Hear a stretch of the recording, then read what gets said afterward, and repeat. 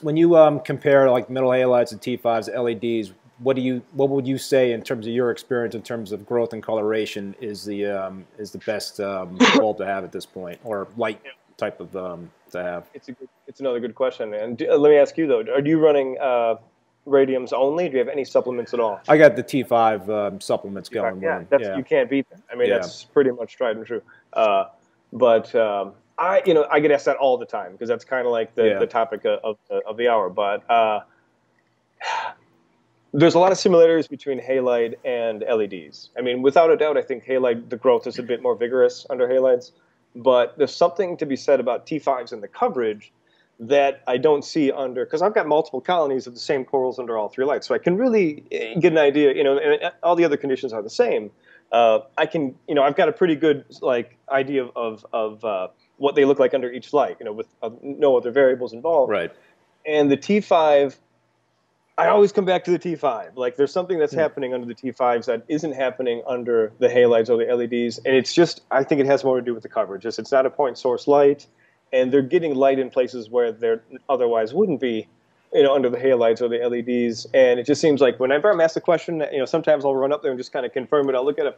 But if I say, I can't really say which one I prefer, but there's something that happens under T5s that's very good that doesn't happen under halides or LEDs. But having said that, all three, I move corals in and around all the time. I take frags and colonies and I swap them all the time, and I don't think I've ever seen a massive, dramatic change in anything really. For what it's worth. I mean, what are you using for LEDs? Reef breeder photons. I mean, I've been kind of been around the block. I've used a couple different LEDs over the years. And for some reason, I was going to start an LPS tank, like way back in the basement days. And I bought one of those little black boxes from Reef Breeders, the old one with the little dial, like no controller, little dial, which I still have, by the way. And I liked it. And so I bought another one, like the regular one with the the actual timer built in timer. And at the time, I had radions over my main system. And I'm not going to knock radion at all, but I had radions over my main system, and I had some cheaper Reef Breeders over the backup. And the backup system just looked better. I'm looking at the same corals. I'm like, that looks really good. Like that orange passion looks like really good. Didn't look as good under the radium. And this is the time I was running Gen 3s. So that kind of tells you about the time frame. But, having made that observation, I sold all the radions. And again, I'm not going to say sell all your radions. That's not the point of this discussion.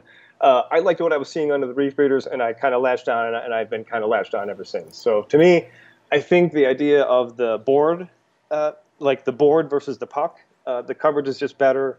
And I've just had great results. I think Logan, who's the owner of Reef Breeders, I'll give him a little plug, has done a fantastic job with the layout of the actual LEDs themselves. I think it's a winning combo.